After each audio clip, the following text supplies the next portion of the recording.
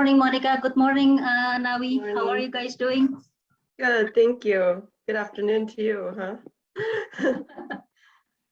How's autumn started? Yes, it has. It's a little bit gray in Sweden now, unfortunately. We will miss the sun soon. Thank you for having us. I'm ready when you are. Okay, we are going to start. Looks like Nawi is still connecting. I wonder if he's having trouble. Sorry. Nawi yes, Nawi is still connecting to the audio. Been like a couple minutes. Yep. Okay. Okay, thank you. Yep. Shall we start, Mbak Putri? Kita mulai. Okay. Good morning, everyone in Sweden and also the rest of us in Yogyakarta. I would like to welcome everybody for the collaborative meeting between FK-KMK UGM Yogyakarta and School of Public Health, University of Gothenburg. At this framework, in particular which HDSS Sleman, we are now at the second stage of our workshop, in this case, pitching research idea. Thank you very much for everyone who are present today. Next slide, Mbak. And I will be your host for today. Before I start, I would like to read the workshop rule for today. The first one, please make sure that your display name is your real name. All participants will be muted during presentation, and when the time for students to present their ideas, we will give each student 10 minutes, including presentation and also discussion with Sleman researchers. If someone have question during the presentation, you may write down your question in the chat room by using this kind of template. Your question will be answered in general discussion session, and otherwise you can use the meme for a raise hand option if you'd like to speak directly, and we will open your microphone. For those in Yogyakarta, you may ask in Bahasa Indonesia and we will translate if you like. Next. Before we start, please allow me to read the scheme for today. We will start with the opening remarks from HDSS Director, Dr. Ifta Hoiriah, and continued with the presentation from the students. We have 5 students from Gothenburg and from UGM today, and continued with general discussion after the presentation discussion specifically for each. And we will have our closing hopefully after 1/2 hour or 2 hours. Next. Okay, we have 2 terms here. The first is facilitator.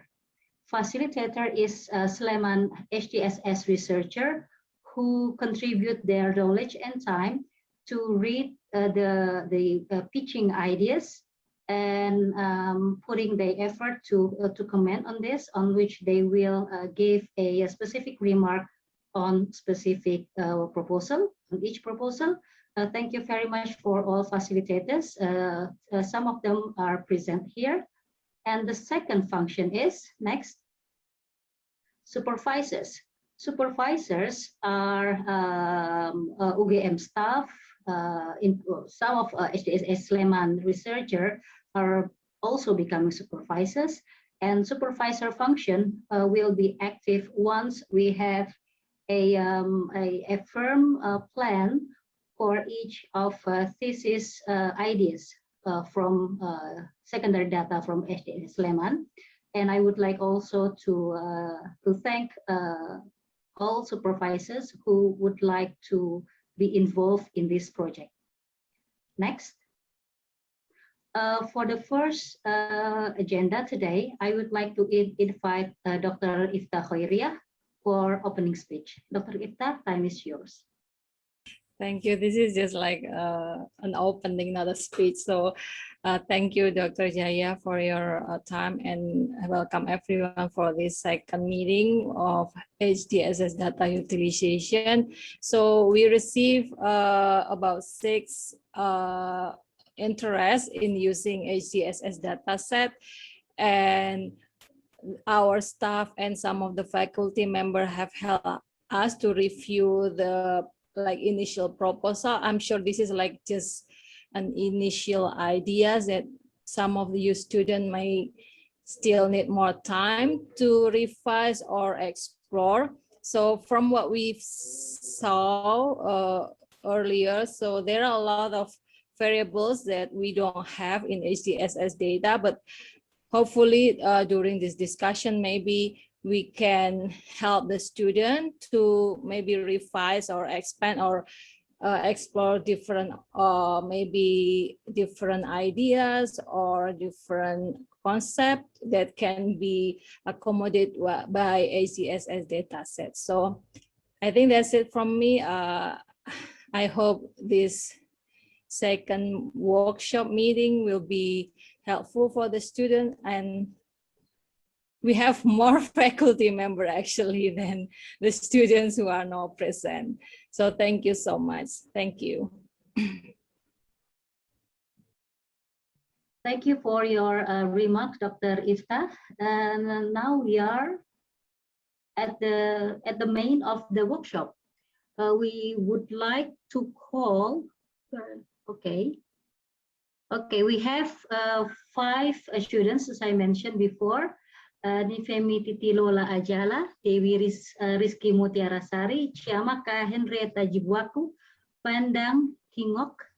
We have 4 students. So perhaps we will have more time rather than 10 minutes. Before we have 6 students. Now we have 4, meaning that we can have 15 minutes each. Is it okay? Because then it will be more value will be there if we have more time. So may I propose to have 15 minutes for each student, each proposal, 5 minutes maximum for presenting your ideas, and 10 minutes for discussion regarding to the remarks from the facilitator. I would like to invite students based on numbers here to Nifemi Ajala. Time is yours. You can open your microphone. Yeah. Good morning, everyone. Morning. So I'm a master's student at the University of Gothenburg, the Department of Global Health. And my research idea is to check the role of social supports in the weight loss process among obese and overweight adults. And social support has been identified as one of the techniques that can help in picking up healthy lifestyle habits, like encouraging healthy eating and physical activity.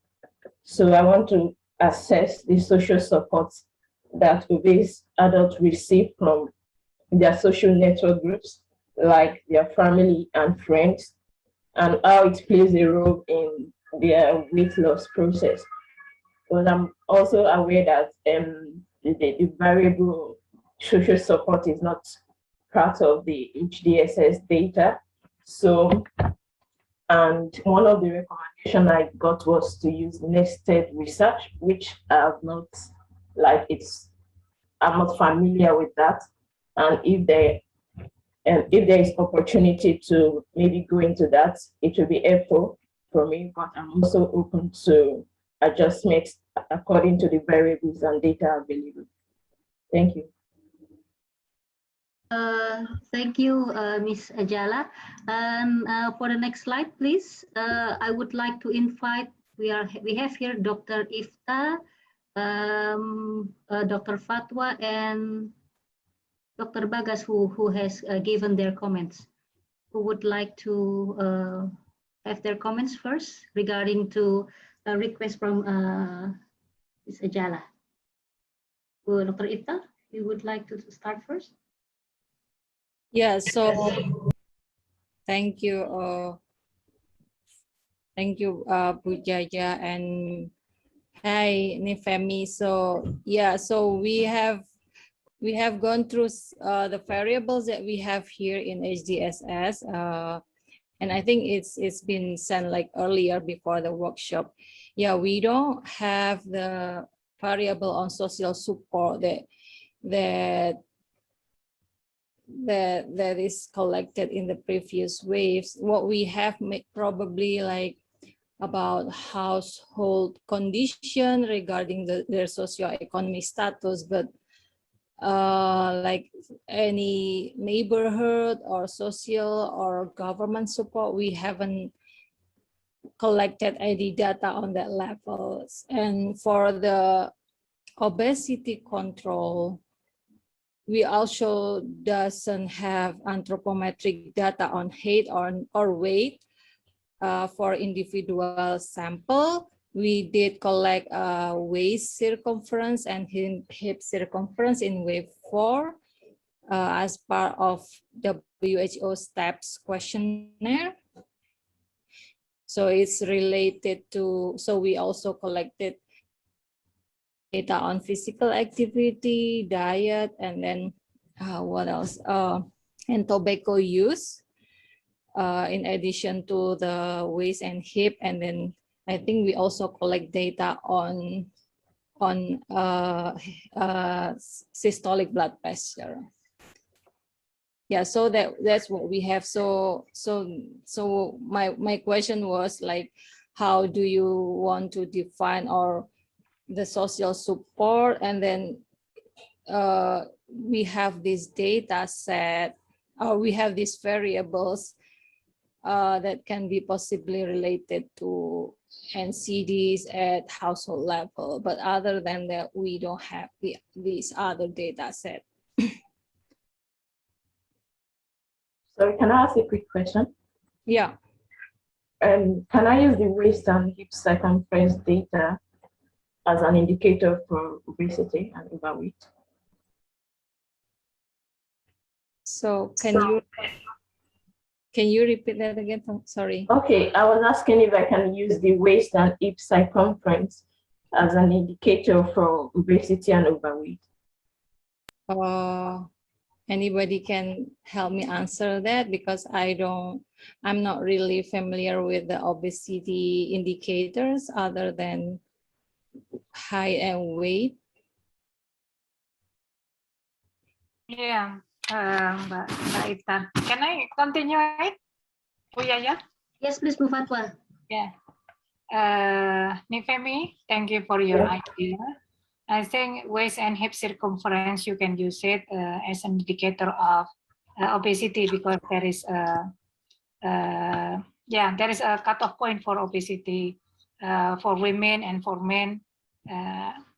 Perhaps our friend from nutrition, they know it much better, but I think there is a possibility that if you want to use this variable as the proxy to the obesity.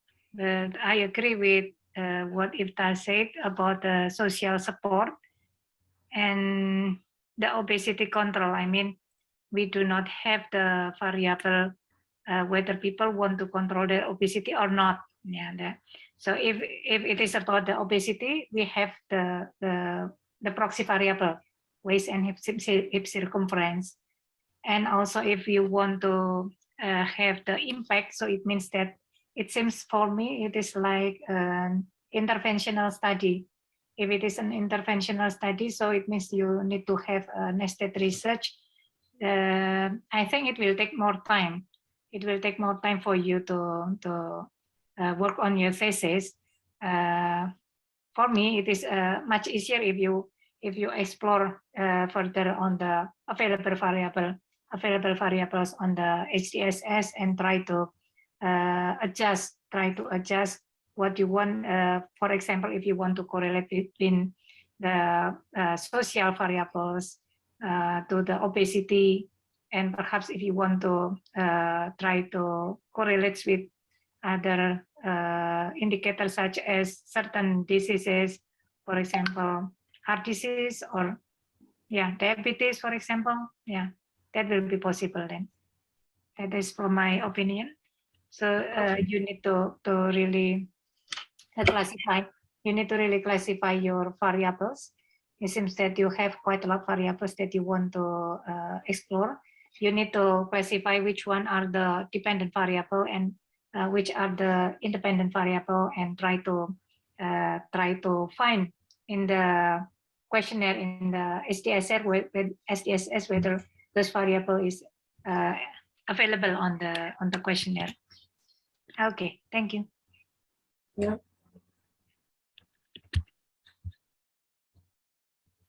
Would you like to ask more clarification or question related?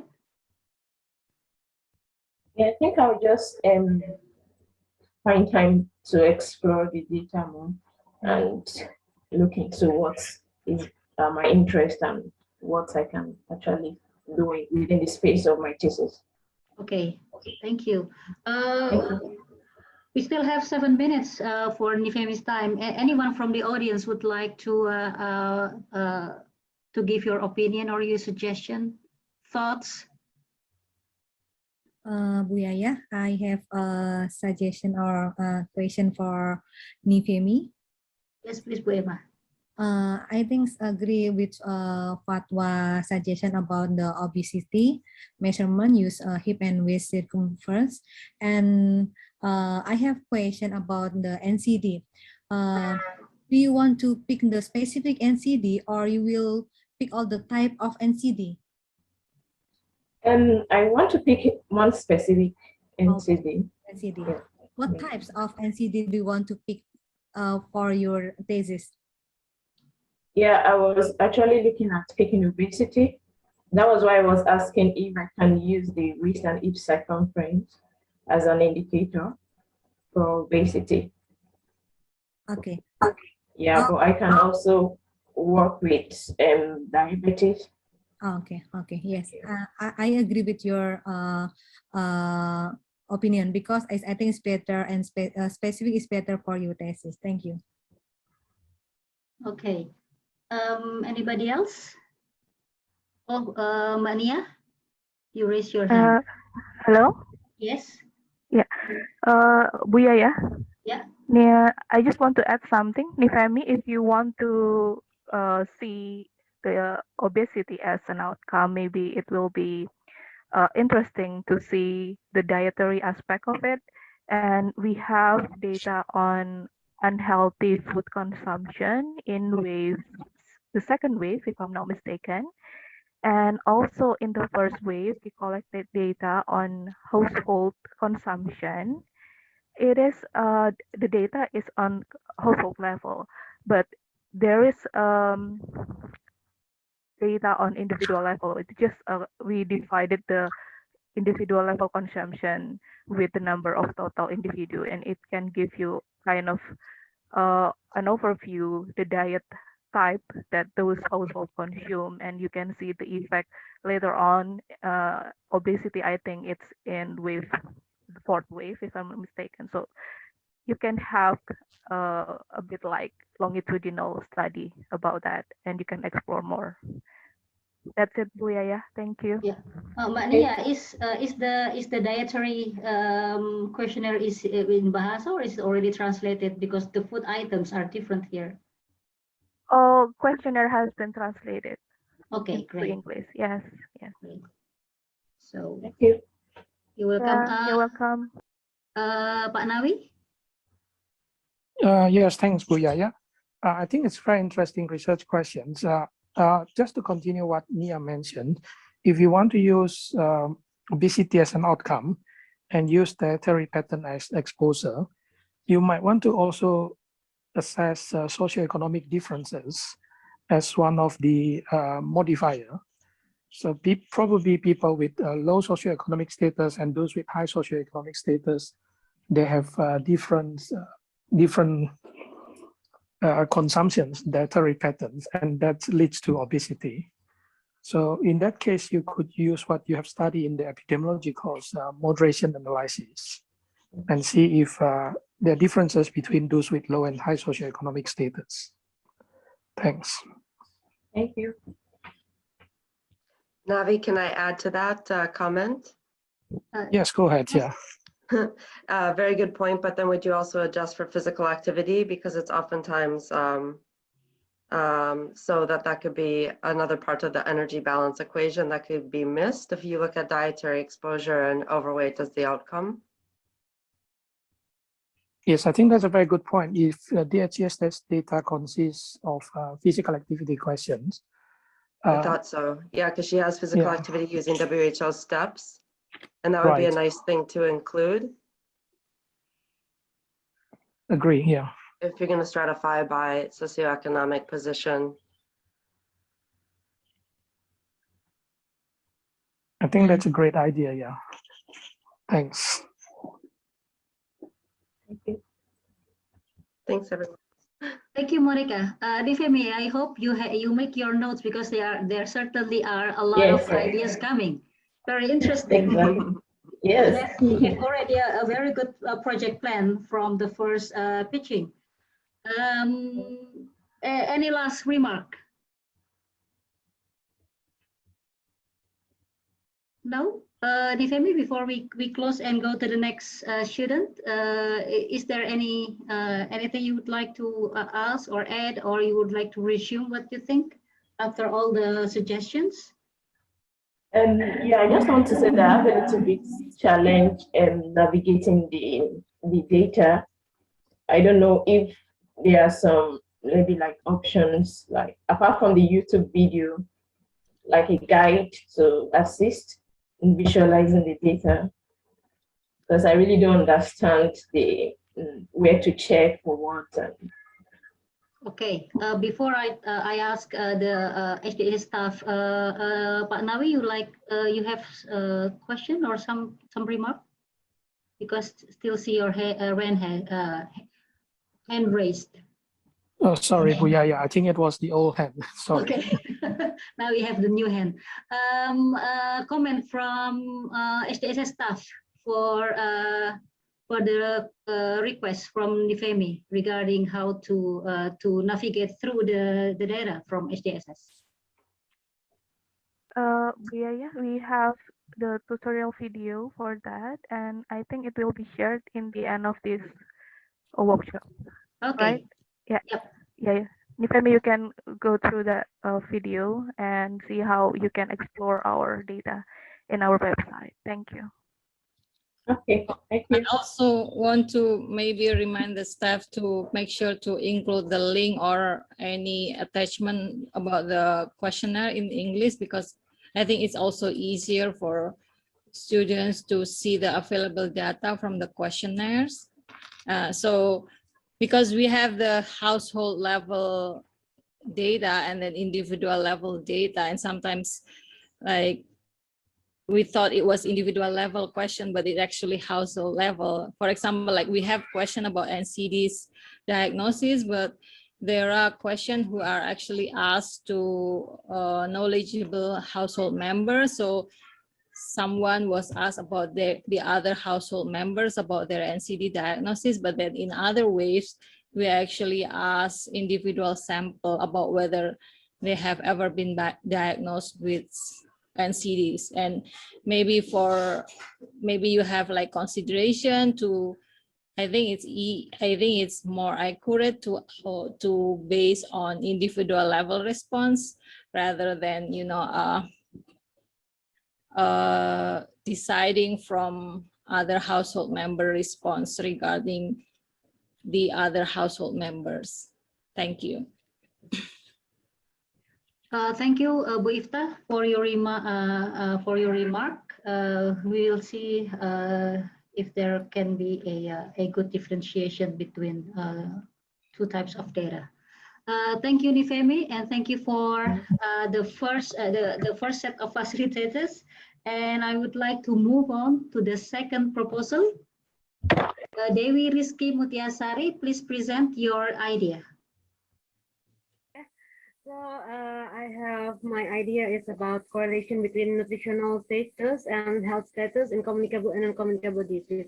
But I see several comments from the lecturer, and I see that I think it was support, and I decide to make a nutritional status as BMI. Perhaps are they undernutrition or obese or overweight, and how it correlates with the health status in individuals.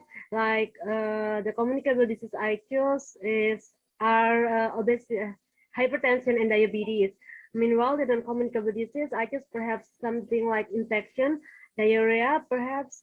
I don't really know about the data that presented from HDSS, so I feel just guessing about what kind of that data I could get from HDSS. So I just want to see about whether nutritional status can affect the health status, and whether communicable or non-communicable disease was more correlated with nutritional status. Thank you.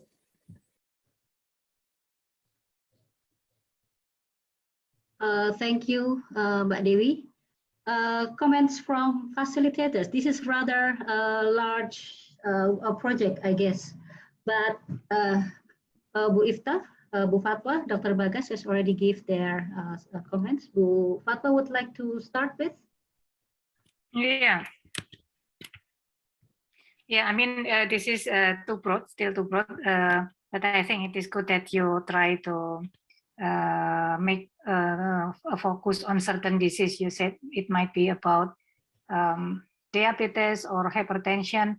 I think that kind of disease you need to we need to check. Perhaps we need to check how many cases that we have. But I believe that hypertension and diabetes is quite a lot in the Sleman HDSS data. So you can choose one of those diseases, for example. But for the factors, for the determinant, I think you need to take more variable, to think more variable. Will you please, before the slide before, please? No, the slide from Dewi, describing Dewi project. It is only about nutritional status. You need to have more defining variables and try to explore what kind of factors that related to the diabetes, for example. Yeah, nutritional status and perhaps other factors such as socioeconomic and also, yeah, occupation perhaps. Yeah, I think that is what they will need to explore. Yeah. Thank you, Bu Fatwa. Bu Ifta. Yeah, thank you. So, Mbak Dewi Rizky. So, I think like the outcome, your main outcome currently is health status, right? So we did collect general and quality of life in wave 3. I think is wave 3 is using SF12 questionnaire. So this is asked to individual respondents. So you can use that as a main outcome variable, as a health status variable. Maybe you want to use the general health or quality of life. I haven't like analyzed data using SF12, but I think this is standardized questionnaire, so they should have standardized way on how to manage the data. And then, yeah, about the predictor is nutritional status, or is it like the opposite? So we have those like waist and hip circumference, but we don't have height and weight. The other individual level variables that are related are the other WHO STEPS questionnaire. And so this is physical activity, diet, tobacco use that you may want to explore too. And about like communicable disease and non-communicable disease. So again, we also have this, this is rather household level, I think, but this is asked to every member of the household, asked to the main household respondent whether there is any household member who were sick or who were diagnosed with a number of communicable disease, infectious disease, and non-communicable disease. So I don't know whether you want to use that as a health status or just the general health status that we have, that we actually have as at individual level, that you can maybe correlate with their household level characteristic or other individual level characteristic, but they were collected at not at the same way. For example, like the general health and quality of life, I think this is collected in wave 3, but then the WHO STEP questionnaires was asked in wave 4. So you also have to think about like the timing relationship too. Thank you. Bu Ifta, maybe do you have suggestion related to a different way of collecting data for every cycle? How can we work on that? As different reference is used in sometime in different cycle. How can we encompass that? So because this is like individual level outcome, right? So I think for like individual, so for like behavior or attitude, so we only collect, I think we only collect data on diet for at individual level, diet and physical activity as individual level behavior. So I think we need to use individual level predictors for that kind of factor, but then for family or household level indicators, maybe you can use those socioeconomic indicators at household level. But we don't have a lot of individual level predictors in HDSS that can be related to general health or quality of life. So these are the variables that we try to identify that might be related to those health status and disease status.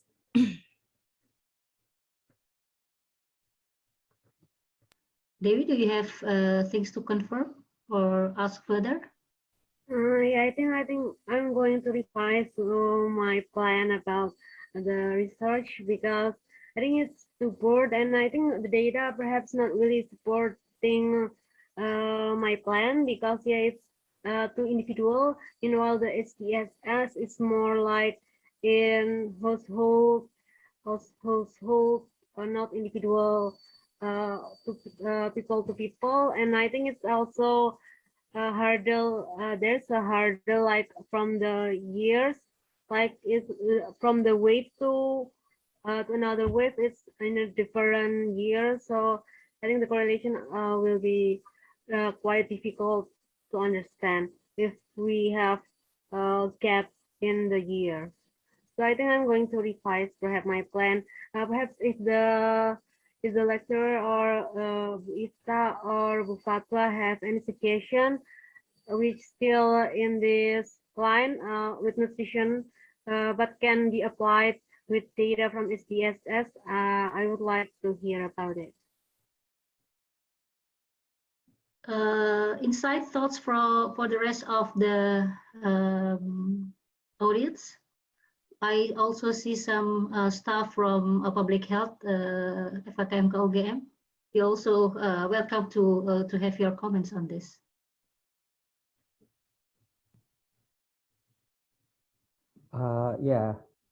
Yeah, thank you, Bu. Probably this is just information because there is also specific variable like the preservative, the consumption of the preservative food, which is I think quite rarely been analyzed also. Yeah, maybe this is just for information, those who probably interested also. Yeah, I think that's all. Thank you. Or perhaps can we go to like, is there any chance to analyze family, like, what do you call it? Household level nutrition habit, like nutrition habit in the family. Can we go there? as a startup point, or is it too broad as well?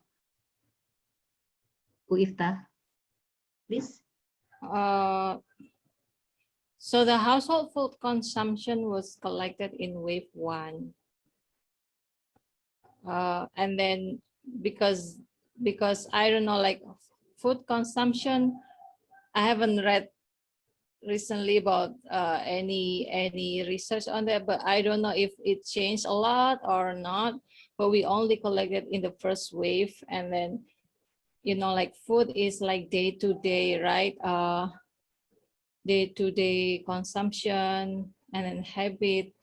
So I don't know if it will be like very strong if it's related to health status in later. So like the health status, if you use SF12, which is collected in wave 3, so it will have like 2 years in between. So I think I'm more comfortable if so like having it in the first wave and then looking through the economic changes, possibly. Maybe like repeated measurement, but I'm not an expert in this, so I don't know. So but we collected the household food consumption at the household level in wave 1, but like household asset, it's more, I think it's more permanent, and then we did collect it in 2 waves, wave 1 and wave 4, I think. So I think this is more robust predictor for health status also. Okay. Yeah. Yeah. Thank you, Bu Ifta. Any last insight, comment? Maybe a comment from with nutrition background. Oh, Mbak Nia. Raise hand at the right time. Yeah, I have question for Mbak Dewi. Do you want to focus your thesis on the nutritional aspect? Yes, I would like to do it because I'm from nutrition now. I'm from nutrition, public health. Okay. Yes. If you have nutritional background, then I think you can explore and find more interesting findings using the household consumption that we collect in first wave, and then you can go from that, because it is a large data and no one has ever analyzed or published anything from it, because yeah, I think if you want, using your nutritional knowledge, you can find more interesting thing there. And if you want further discussion, you can have discussion after this workshop. Maybe we can arrange another meeting. But yeah, I think it's very interesting if you use that data, and also the unhealthy food consumption and the fruit and vegetable consumption. We have limited data on nutrition, but if you explore more, I think you will find something there. Thank you. Thank you, Mania, for the advice. I think I'm interested to I'm looking forward to perhaps looking at data about food consumption. Actually, I don't really have an insight about what data was presented by HDSS. So I just made a board plan about nutritional status and health outcomes. But after this discussion, I have a lot of insight, and I think I'm going to go for a food consumption. Yeah, you can check our code book and the data catalog we have in our website. It will be helpful. And Monica, you want to say something, please? Yeah, sure. I was just going to say, like, maybe I'm getting to know your data as well, but maybe you could use national dietary guidelines, recommendations for fruit and vegetable consumption per day per family member, if you know the household size, and then you could look at consumption of fruit and vegetable as a marker for healthy eating, like to basically explore the persons that meet the recommended intake for fruits and vegetables, do they have better health outcomes than persons that don't? I think you have enough information to sort of use that as a potential marker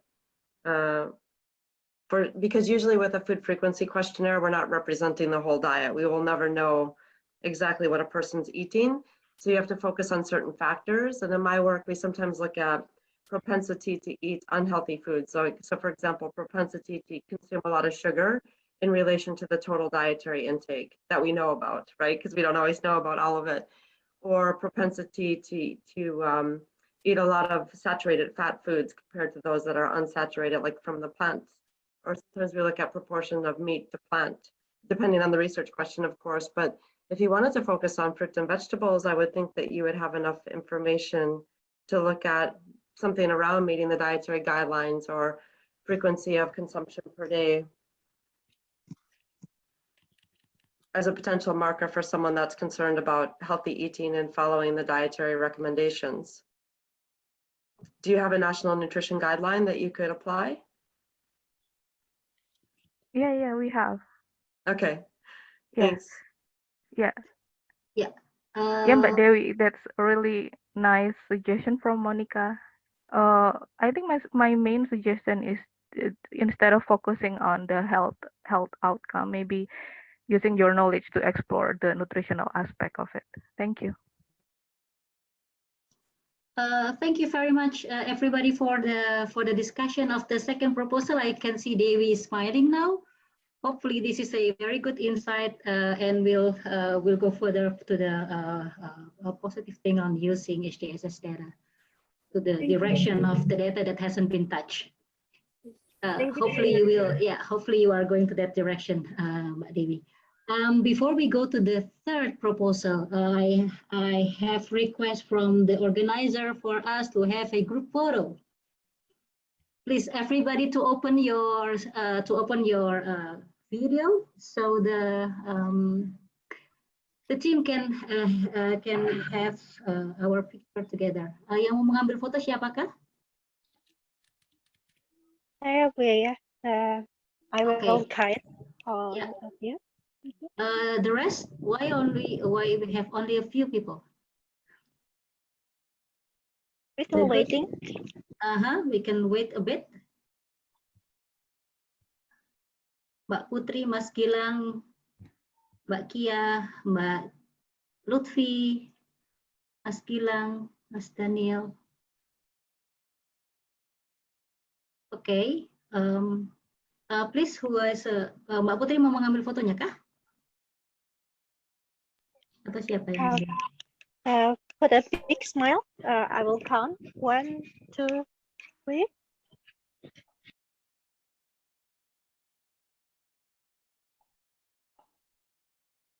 Once more, please hold. And I count 1, 2, 3. Yes, thank you very much. Thank you, Mbak Ratri. You're the photographer, but we don't see your face. She's so secretive. Okay, the third one is, who do we have? We have Chiamakara Henrietta Jibwaku. Time is yours.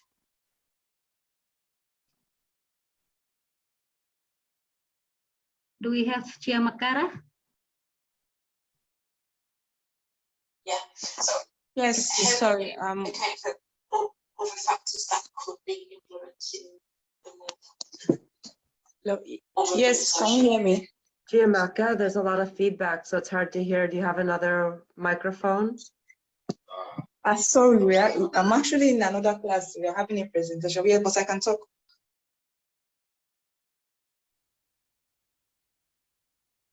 Hello? Yes? Can you hear me? Clearly, yes, please.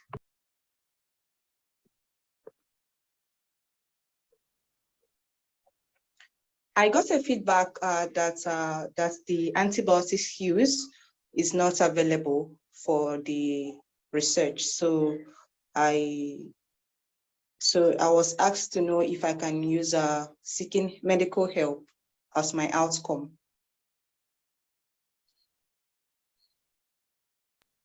And what do you think about it? Can you elaborate further? Or do you have a new arrival on this case? rather than antibiotic use. So I can check our anti-malaria. I can take up anti-malaria and see if I could use that as well. Anti-malaria use, because from here you said that you have specific questions on anti-malaria during the research. Okay, a comment from the facilitator and supervisors regarding the use of anti-infection drug. Yeah, Bu Yaya, Pak Yes. Zala. Yeah, silakan. Okay. Right, Jamaka. From what I gather is that you're interested in understanding maybe what people do or what people use if there is a certain infection, and yes, antibiotics in specifically is not available in the data. For the anti-tuberculosis drugs, what is available from what I see in the questionnaire is that in certain waves, there's information whether people have been diagnosed with tuberculosis, and if they have been diagnosed, whether they received treatment, which is usually packaged together, so different drugs together. And so we don't know what individual drugs were in the packages, but what we would be able to know is whether they received it, and if they received it, did they complete the regimen, or they stopped in the middle, and if they completed it, were they also classified as healthy again, or they were still sick with tuberculosis. That's what would be able to be understood from anti-tuberculosis drugs. Regarding the anti-malaria, we would be able to know whether they received drugs also. Unfortunately, malaria in Sleman is very rare.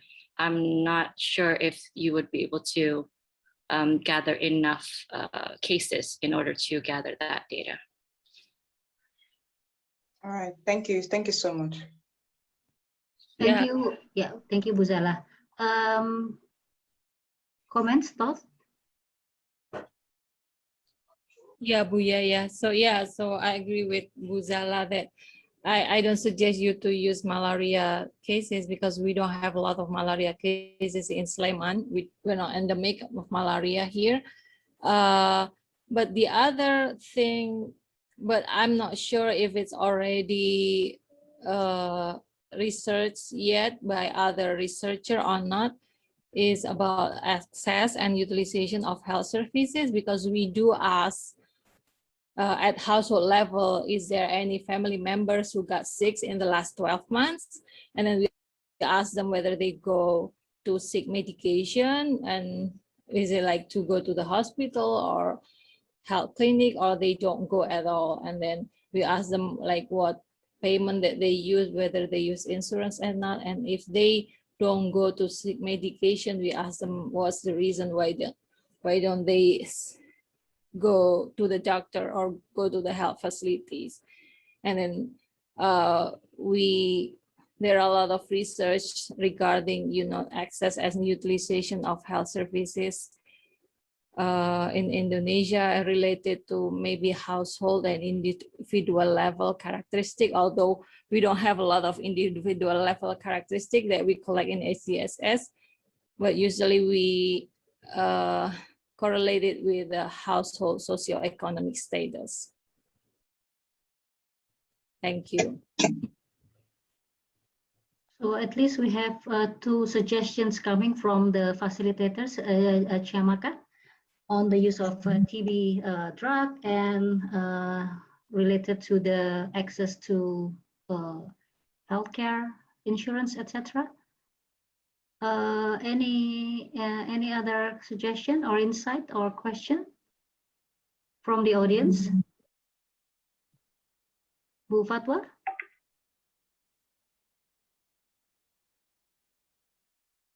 Yeah, I think we need to check, Bu Yaya, whether the health seeking pattern already used or not.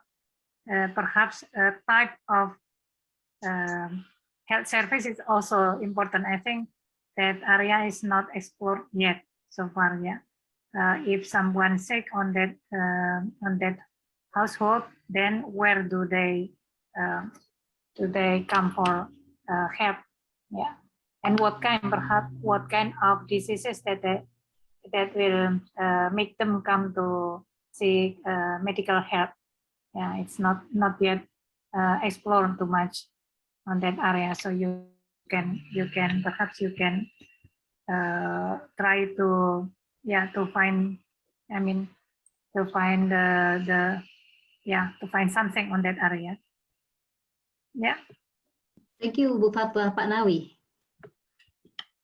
Thanks, Bu Yaya. I think I want to second Bu Jala, Bu Ifta, and Bu Fatwa's suggestion. Currently working with WHO to assess the prevalence of unmet healthcare needs across the world. So we are collecting data from existing secondary data, and in Indonesia we use IFLS. Eventually, there are not much information about if unmet healthcare needs has been studied in Indonesia. So I think it's a great idea if you can use the Jamaka can use the HDSS data to explore that issue and look at the different dimensions that influence unmet healthcare needs. I'll stop there. Thanks. Good work, I think. Thank you, Pak Nawi. Thank you to the facilitators and all the comments. Very encouraging for the Chiamaka to continue. We still have time. Chiamaka, do you have any comment on the suggestions? You have quite few of suggestions. Which one you inclined to? Thank you so much for the suggestion, but I think I will think about it before I make up my mind. Okay, you have at least yeah. Any questions or again suggestions from the audience?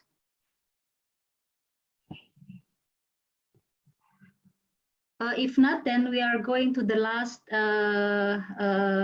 project ideas. I hope I don't read your name incorrectly. Vandang Tingok.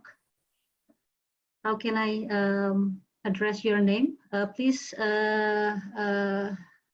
continue on pitching the idea. Your presentation, please. Yeah. Hello, everyone. My name is Van. I'm the student of master program in global health, University of Gothenburg. I interested in with the topic food security and the factor affecting food consumption of household over the year. Because I see in the questionnaire from way 1 to way 7, there are some variable collecting in 2015, 2017, and 18. So I expect to discover the change in the food security situation. And also, I just put in the bracket the COVID situation, though I know that it's not allowed to use the last data. So I just put it in the bracket. My research question is about how was the food security chain and what factor influence household food consumption over the year. Here are some factors I expected. I expected their availability, but maybe it's too much.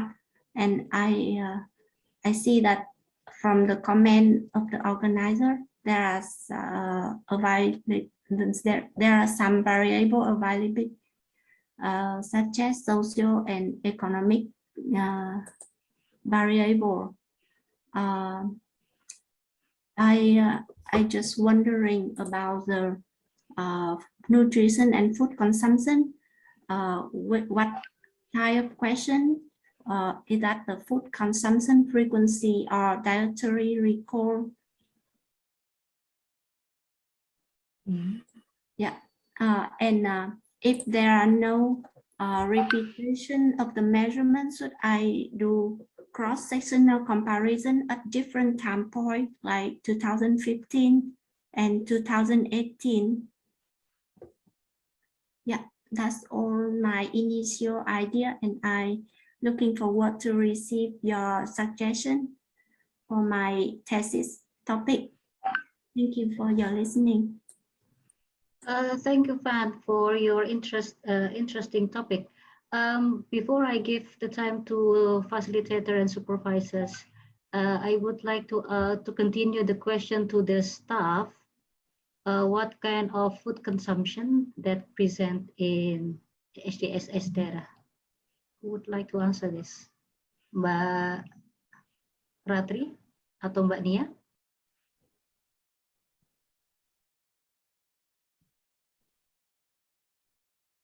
Mbak Putri? So I can help with Okay, that. thank you very much, Bu Ifta. Yeah, so we did collect the household food consumption in wave 1 as like the first data collection, but we don't have repeated measurement yet.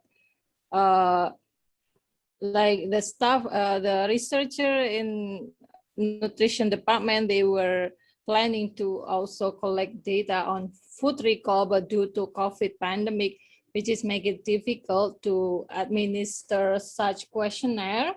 So we actually delay those questionnaire administration, unfortunately. So we did only have one wave of this household food consumption. So we asked this at household level in the last week, what kind of, the staple food, and then meat product, and then fruit, vegetable, sugar, and then seasoning, milk, oil, drink, and other food that was consumed by the household in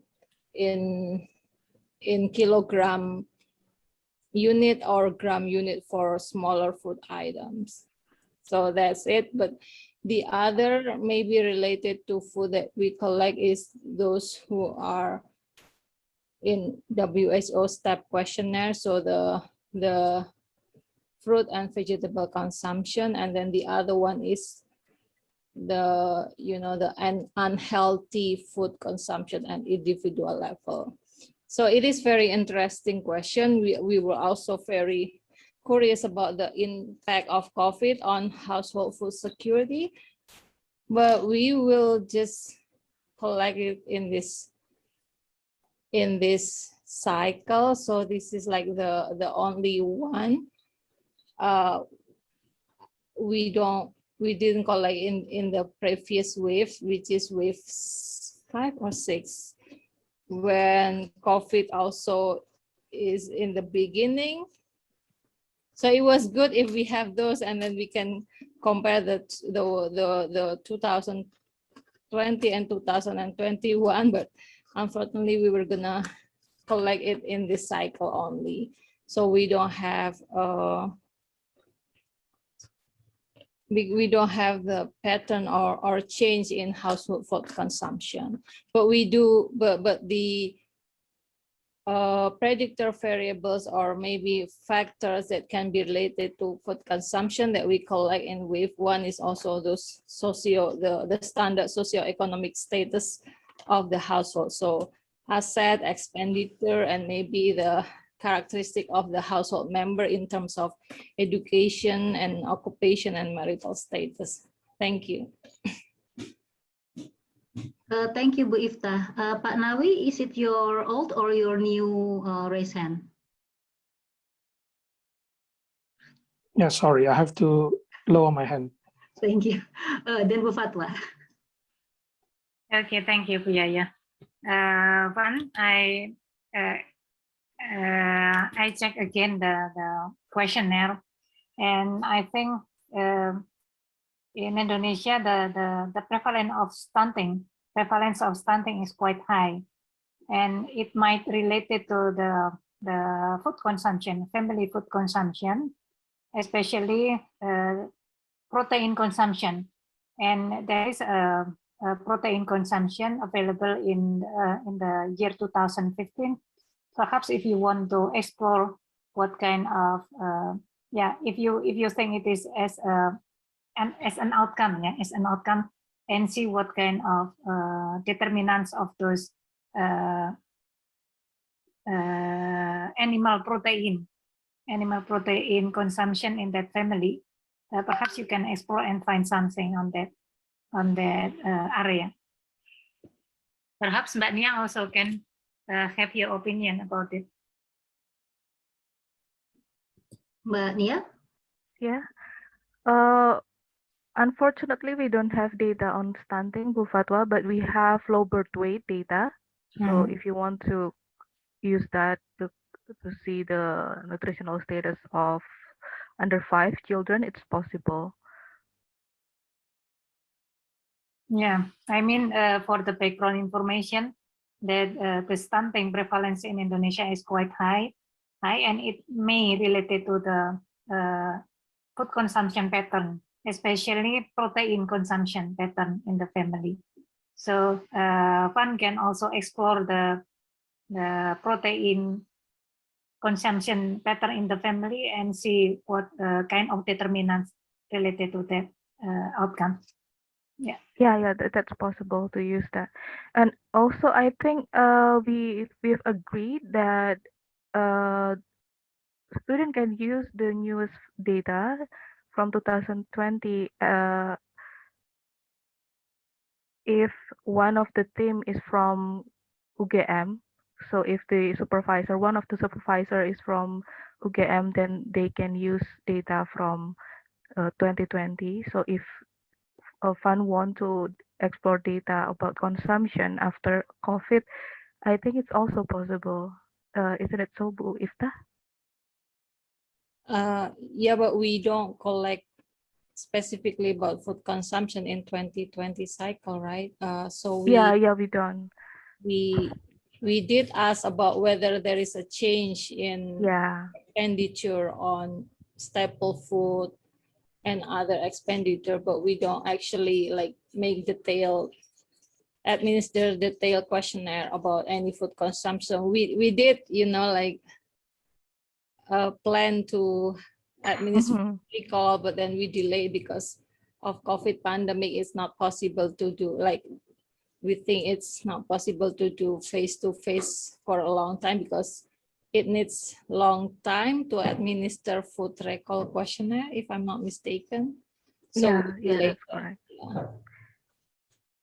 Yeah, I mean, if it could be one of alternatives to explore the changes of expenditure, food expenditure, or other expenditures due to COVID. Yeah, we have those data.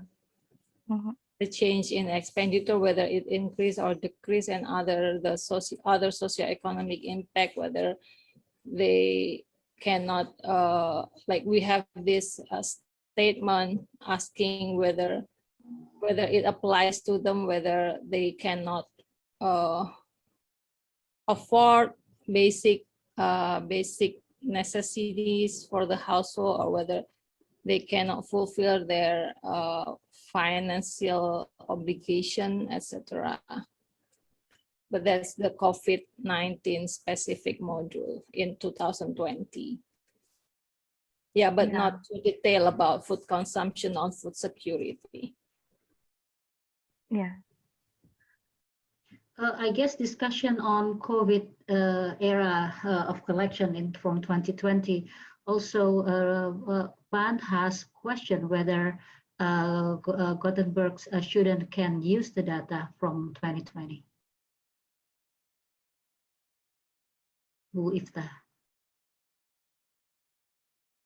Can use the data from what? Sorry, there was an announcement from I cannot she put in bracket possibly to use the COVID data. That's the from cycle 2020.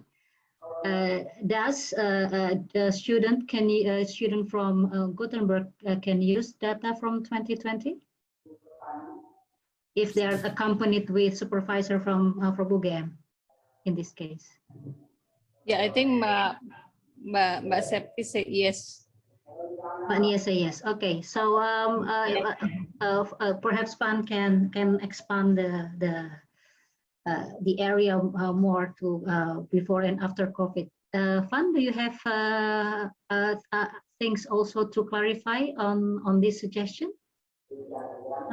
Thank you very much for your suggestion, and I will need to think more about the topic idea, and then I will raise the question later. Thank you. Thank you very much. Any other suggestion or ideas or suggestion from the audience? Monica, Pak Nawi, Bu Fatwa? Nothing from me right now. Thanks for asking. Thank you, Monica. Maybe a question. Yeah, if I may. Yes, please, Pak Nawi. Yeah, wonder whether we can consider collaboration between Dewi and Van, considering that they are doing more or less the same topic, if I understand correctly. It would be nice to have a twin student between Gothenburg and Gadjah Mada. Over to you. Yes, it seemed that it was the first idea that we were discussing about, wasn't it? To have a joint supervision from two students from Gothenburg and UGM. It is a very good idea. Response from Bu Ifta or Bu Fatwa?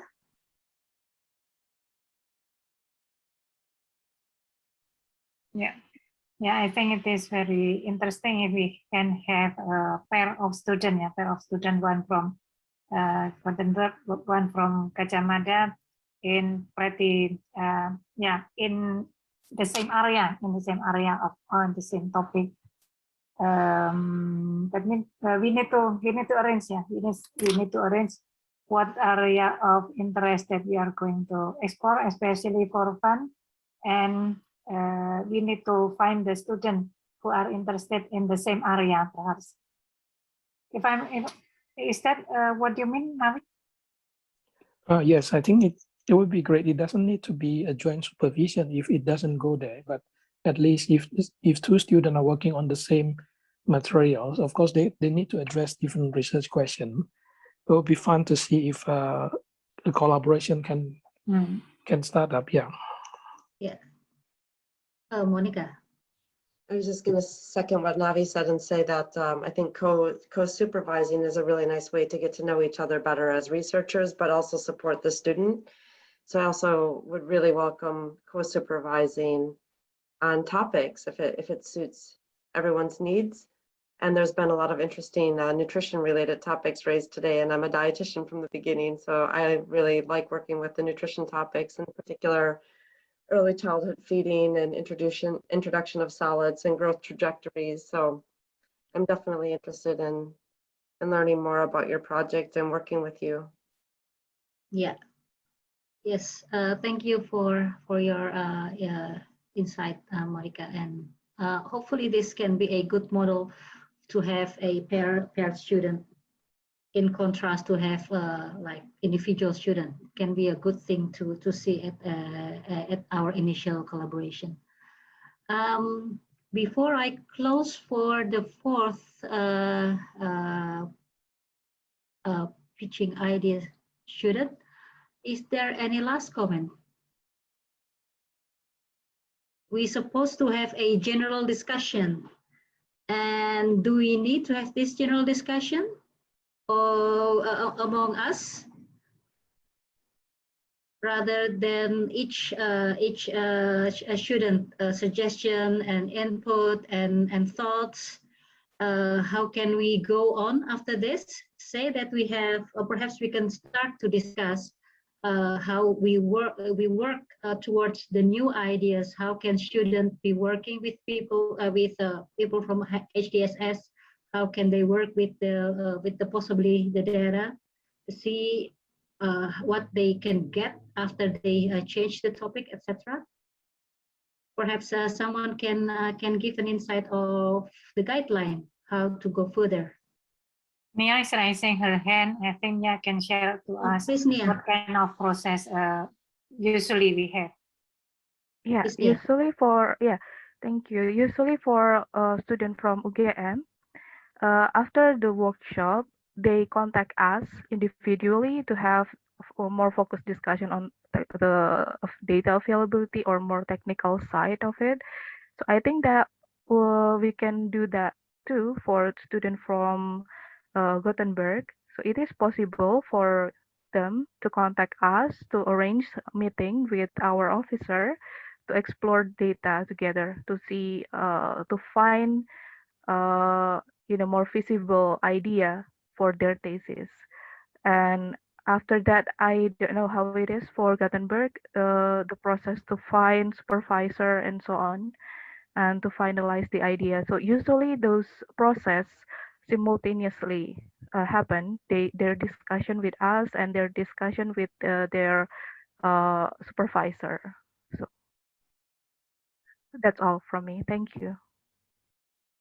Because basically all four have changed in their data that should be asked and collected from HDSS secondary data, and perhaps refine their idea.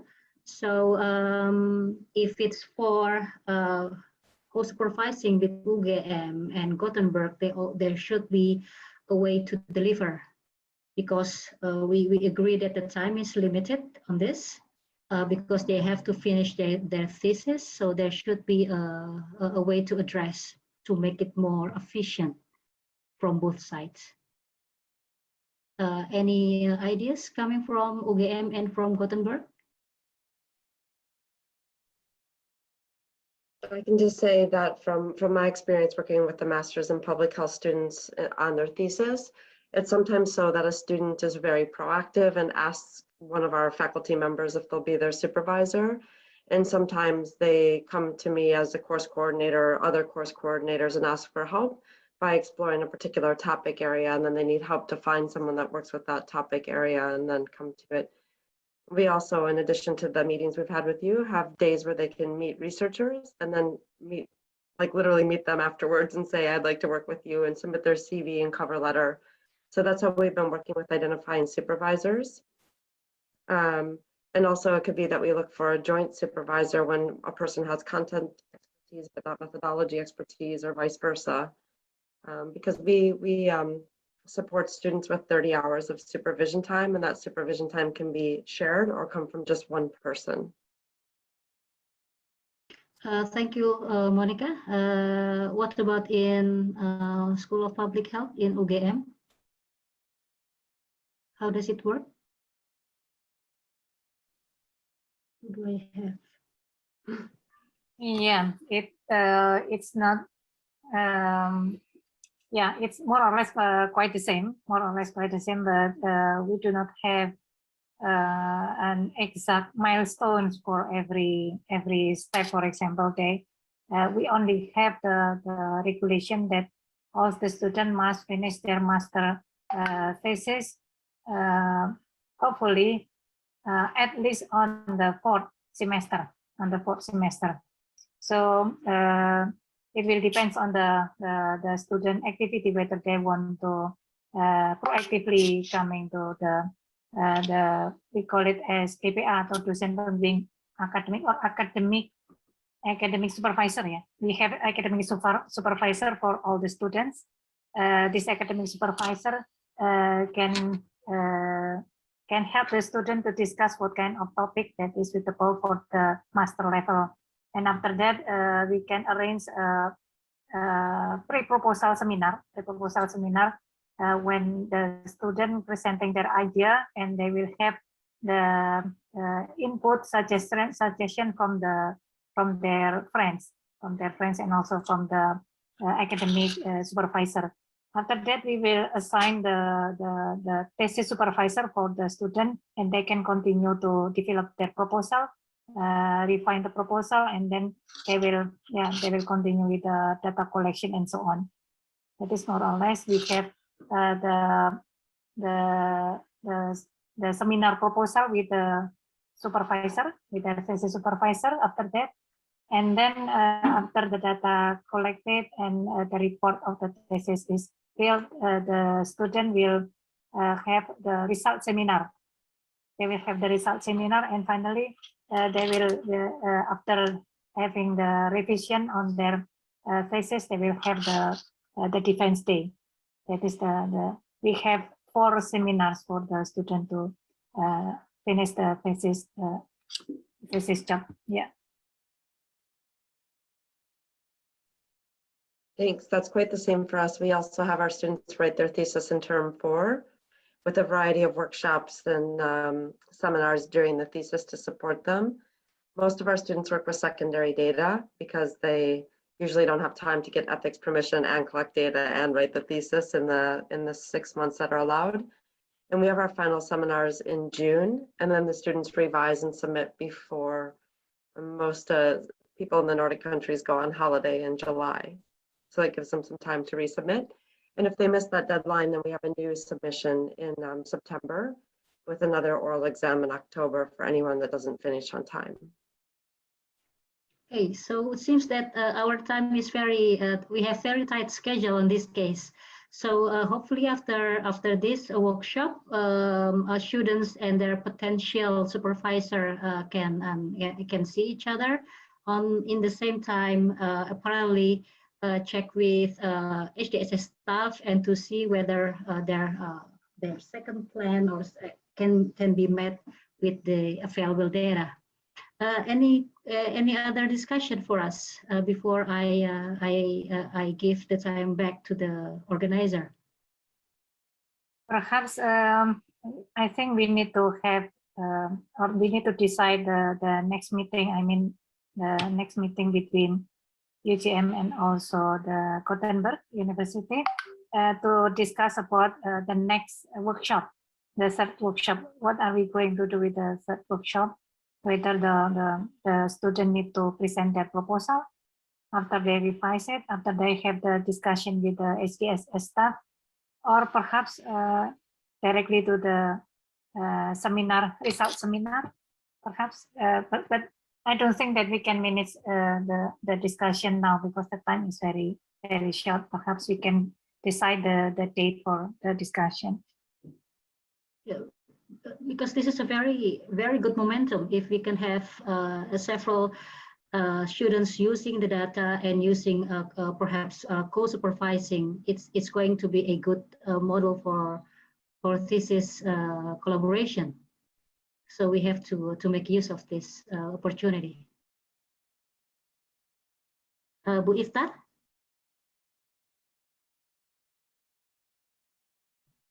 Or perhaps she's not available. Otherwise, we have to then exchange emails regarding how do we want to continue on this.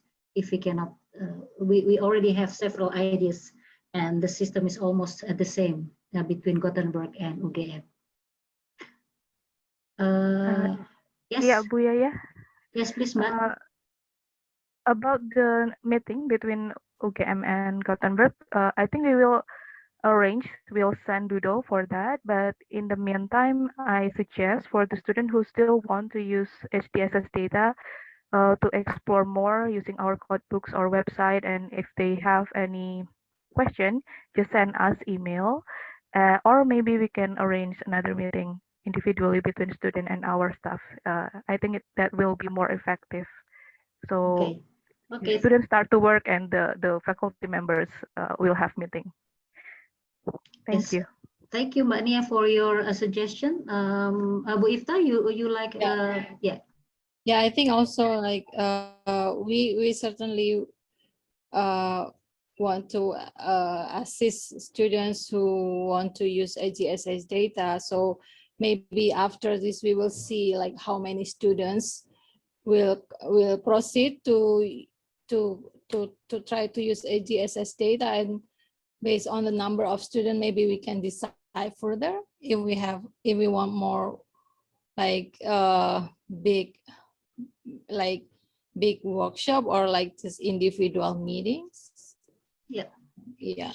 What do you think about this? Monica, yes. Yeah, because sometimes like the questions maybe like are detailed, and then maybe it's maybe more effective or faster if it's like email communication, or whether it's better if we do a workshop. Maybe we can discuss it further once we know like the number of students who want to proceed to the next stage.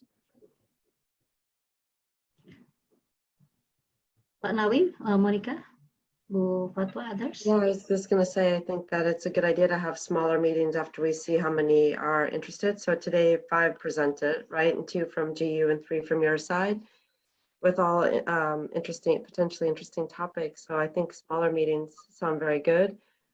Could we get maybe a little more focused on, based on the topic that's been presented, who should be involved from your side that knows that data the best? Could that be a strategy? Yes. So yeah, usually we will like connect the student with the resource person who know who is their expertise area, and we will offer them if they want to take part in maybe giving review or supervising. Yeah. Yeah, great. Okay. Then it's agreed that there will be smaller meeting between potential supervisors and students who'd like to continue for this, and the time will be set by the staff. Hopefully, the sooner the better.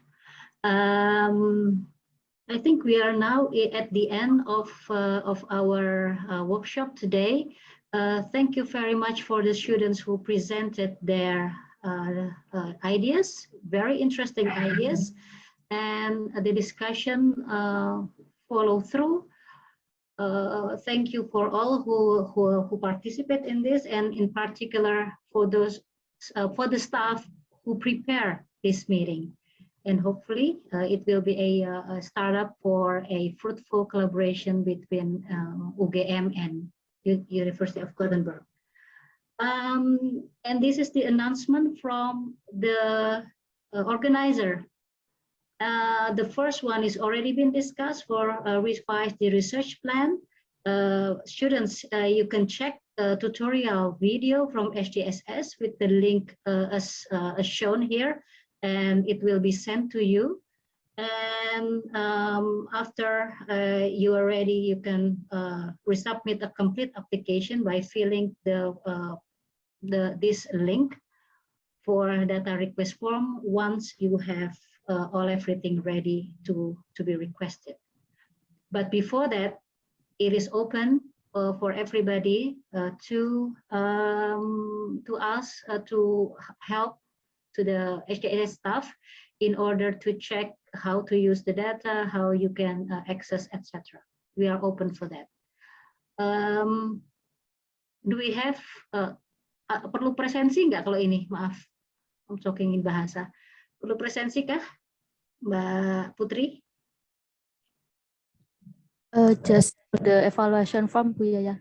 Okay. Everyone, we have evaluation form for everybody who present on this. We put it in the chat box. Please also in the announcement.